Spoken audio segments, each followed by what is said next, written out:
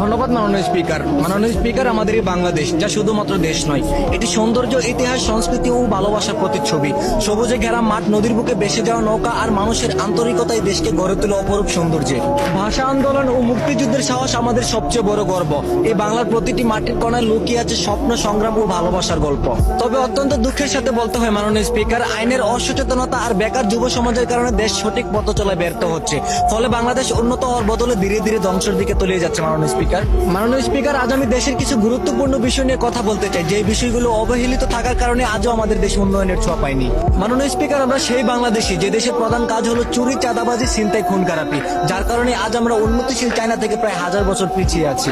আমরা সেই বাংলাদেশি যে দেশের নাগরিকরা দেশের উন্নয়নের কথা চিন্তা না করে খেটে খাওয়া মানুষদের অন্যায় অত্যাচার করে তাদের মুখের খাবার কেড়ে নিয়ে আসি। আমরা সেই বাংলাদেশি মাননীয় স্পিকার যে দেশের আইন মোটা অঙ্কের টাকা দিয়ে কেনা যায় আর সাধারণ মানুষ নিরাপত্তা থেকে বঞ্চিত হয়ে যায়।